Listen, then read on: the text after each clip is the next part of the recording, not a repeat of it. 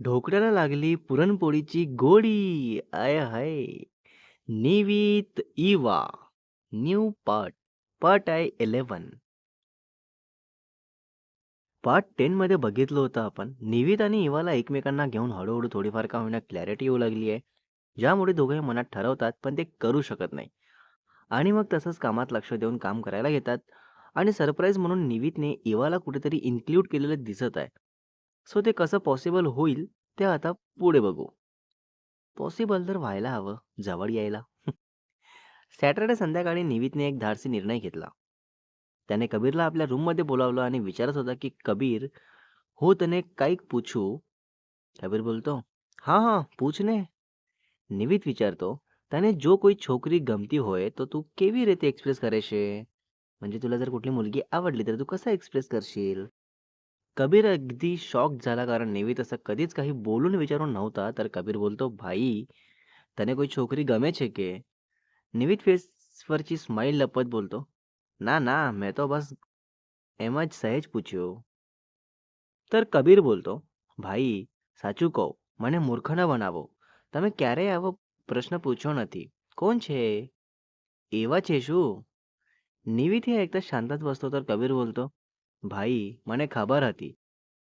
છેલ્લા 2 અઠવાડિયાથી તું બહુ બદલાઈ ગયો છે. ઘરે પણ વધારે સમય પસાર કરે છે અને આ બધું એવા પાછી જ થયું છે. तर નિવિત તસંच થોડો વિચાર કરતો અને બોલતો, હા મને લાગે છે કે હું તેના માટે ફિલિંગ્સ ડેવલપ કરી રહ્યો છું. કબીર ખૂબ ખુશ હોત બોલતો, વાહ ભાઈ આ તો ખરેખર બહુ મોટી ગુડ ન્યૂઝ છે હા. હવે એને કહી જ દે. तर નિવિત બોલતો, પણ હું એને કેવી રીતે કહું? અને એને હું ગમું છું કે નહીં એ પણ ખબર નથી. એ તો મારી સાથે બહુ પ્રોફेशनल રીતે વર્તે છે. ओह! मग कसं करायचं? कबीर तसंच निवितला बोलतो, की "भाई सांभाळ, તું બિઝનેસમેન છે અને હંમેશા કેલ્ક્યુલેટેડ રિસ્ક લે છે. પણ પ્રેમમાં કેલ્ક્યુલેશન કામ નથી કરતી. અહીં તો ફક્ત પોતાના દિલને સાંભળવી પડે અને જો એ પણ કહે તો પણ તને ખબર તો પડી જશે. ઓછામાં ઓછું આ રિગ્રેટ તો નહીં રહે કે તું ક્યારેય એને કહું જ નહીં." हां, बरोबर. रिग्रेट तर नसेल? निवित तसंच कबीरला हक करत बोलतो, "अरे वाह! तू तो બહુ મોટો થઈ ગયો. આજે તો मोठ्या भाईने पण કેટલી सरलताથી समजावी દીધું." म्हणजे मोठ्या भावाला पण अगदी सहज समजावून सांगितलंस. संडे सकाळी निवित नर्वस होता कारण आज डिलिव्हरी येणार होती. फर्स्ट टाइम आज निवितची फॅमिली महाराष्ट्रीयन फूड ट्राय करणार होती आणि इवाबद्दल कुठेतरी निवित विचार करत असतो की कसं बोलवू तिला, काय करू, नेमकं कोणतं कारण देऊ, म्हणजे ती टाळाटाळ करणार नाही. सो मग सकाळचे 11 वाजले होते. निवितने घरात सगळं अरेंज केलं आणि डायनिंग टेबलवर फ्लॉवर्स वगैरे ठेवलं. सगळं अगदी परफेक्ट केलं. बापरे! निवित एवढा एफर्ट्स? હેતલબેનને ક્યુરિયસ હોત વિચારलं की નિવિત તું પોતે કેમ કરી રહ્યા છે? મેડ આંટી છે ને, તેમને કહી દે, એ કરી દેશે. કોઈ સ્પેશિયલ ગેસ્ટ આવવાના છે એટલે તો નથી ને આ બધું? तर નિવિત બોલતો, ના મમ્મી આજે આપણો સ્પેશિયલ ડે છે ને. આપણે બધા રવિવારે સાથે છીએ ને એટલે. ओहो! संडेला मीन्स सगळे सोबत. दुपारचे 1 वाजले आणि निवितला कॉल आला. कॉल होता स्नेहल टिफिन सर्व्हिसच्या डिलिव्हरी टीमचा. तर ते गेटवर येऊन थांबलेले असतात. तर निवित आपल्या गार्ड्सला सांगतो, की त्यांना आत सोडा आणि मग त्यांच्यासोबत 2 गार्ड्स पण येतात आत. देन निवित डोर ओपन करतो आणि सांगतो कुठे ठेवायचं ते आणि मग ते चालले जातात. फायनली जेवण आलंय, फॅमिली घरी आहे. आता इवा. निवित जातो आपल्या रूममध्ये आणि इवाला कॉल करतो.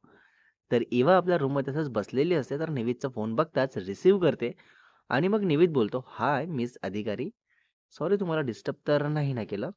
तर इवा बोलते, "अरे नाही, नाही. माझ्या क्लायंटसाठी मी 24/7 अवेलेबल असते. सो बोला तुम्ही." तर निवित बोलतो, "ॲक्चुअली मी आता कामाबद्दल बोलायला नाही, तर दुसऱ्या एका वेगळ्या गोष्टीसाठी कॉल केलाय." तर इवा थोडा विचार करते, की काय असेल? ते निवितला बोलते, "हां, हां. बोला ना." "बोला."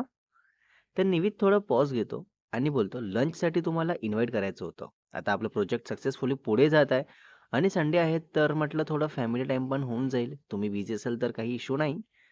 तर इव्हा अगदी हॅपी होत एक्साइटमेंटमध्ये बोलते, की "नाही, नाही, मी फ्रीच आहे. बोला कधी यायचं आहे?" तर निवित इतकी एक्साइटमेंट बघून शांतच बसतो आणि इव्हाला कळतं, की ती कशी आणि काय बोलली. तर तसंच पटकन बोलते, की "सॉरी, सॉरी. ते जरा मी एक्साइटमेंटमध्ये बोलून दिली." मीन्स दोघांना पण भेटायचं आहे. तर निवित बोलतो, "इट्स ओके, हरकत नाही. इफ यू डोंट माइंड मी येऊ का तुम्हाला पिक करायला?" तर इवा थोडी शांत होते, लाइक सुचत नसतं काय बोलू. तर निवित बोलतो, "इट्स ओके, मी नाही येत. तुम्हाला ॲड्रेस मेसेज करतो. तुम्ही येऊन जा नीट. आणि काही इश्यू आला तर मला कॉल करा." तर इवा बोलते, "ॲक्चुअली तुम्ही येऊ शकता जर वेळ असेल तर." तर निवित बोलतो, "ओके, मग मी लगेच निघतो. लोकेशन शेअर करा." देन इवा हो बोलून कॉल कट करते आणि हे खूप हॅपी असते आणि तसंच लोकेशन शेअर करून रेडी व्हायला घेते.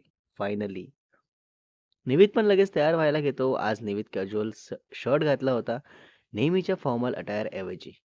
लाईट ब्लू कलर असतो तर मिररमध्ये बघत विचार करतो की इवाला आवडेल का? आणि लगेच दुसरा थॉट येतो तो म्हणजे मी कधीपासून इतकं क्लॉथ्सबद्दल विचार करू लागलो आहे. आणि मग निमित रेडी होऊन कार केस घेतो आणि खाली येतो. तर हॉलमध्ये हेतलबेन, कबीर बसलेलेच असतात. ओहो! तर हेतलબેન વિચારतात, "નેવિત, તું બહાર ક્યાં જઈ રહ્યો છે? આજે તો ઘરે જ રહેવાનું નક્કી થયું હતું ને?" નિવિત બોલતો, "મમ્મી, એક ગેસ્ટ છે. એને જ લેવા જઈ રહ્યો છું." કબીર लगेच बोलतो, "भाई, तू इवाने लेवा જઈ રહ્યો છે ने?" निवित लगेच कबीरला वॉर्निंग लुक देतो, पण काही बोलत नाही आणि मग कबीरलाही कळतं, की तो करेक्ट गेस केलाय. मीन्स निवित जात आहे इवाला घ्यायला ॲज अ गेस्ट. तर હેતલબેન ખૂબ ખુશ હોત બોલतात, "ખરેખર નિવિત તું યુવાને લેવા જઈ રહ્યો છે? વાહ! બહુ સરસ. પણ બેટા ધ્યાનથી જજે અને ધ્યાનથી આવજે हां." निवित तसंच हसतो आणि निघतो. कारमध्ये बसताच हार्ट असा जोरजोरात धडधडत असतो कारण फर्स्ट टाईम निवित असं कोणत्यातरी मुलीसाठी वेळ काढून घ्यायला जात होता. लाईफमधली पहिली मुलगी इवा अधिकारी जिच्यासाठी हे सगळे एफर्ट्स निवित घेत होता. Wow! Very first time. True love बोलू शकतो, हो ना? दुसरीकडे इवाच्या घरी कंप्लीट चाऊस होता. अयांश बोलतो, "ताई, तू हे घालणार आहेस? अगं थांब, हे नको घालू. ते निळं कुर्ती घाल ना, तुझ्यावर खूप छान दिसतं." तर इवा नर्वस होत बोलते, "अयांश, थांब तू. माझं मी डिसाईड करू शकते, ओके?" तर स्नेहल किचनमधून येत बोलतात, "बेटा शांत हो. तू काहीही घातली तरी सुंदरच दिसते. पण हो, तो निळा कुर्ती खरंच खूप छान आहे. सो तोच घाल." ओके. तर इवाने त्या कुर्तीकडे बघितलं. लाईट ब्लू, सिंपल पण एलिगंट आणि मग लगेच घालते आणि मिररमध्ये बघते. देन बाहेर येताच अयांश आणि स्नेहल बोलतात, "वॉव! परफेक्ट." तर इवा बोलते, "अयांश, तू इतका का एक्साइटेड आहेस? मीच जात आहे बाहेर, तू नाही." तर अयांश बोलतो, "अगं ताई, माझ्या ताईला फर्स्ट टाईम कोणी प्रॉपरली घ्यायला येतंय. मी एक्साइटेड नाही होणार तर काय?" तर हे बोलणं राजकुमार ऐकतात, मीन्स इवाचे पप्पा. तर लगेच बोलतात, "बेटा, हा मुलगा तुझा क्लायंट आहे ना? त्याच्याबद्दल तू आधी पण आम्हाला सांगितली आहेस ना?" "हां, हां, ते जेवताना." तर इवा बोलते, "हो पप्पा, हा तोच आहे. निवित शाह, शाह कन्स्ट्रक्शनचा ओनर."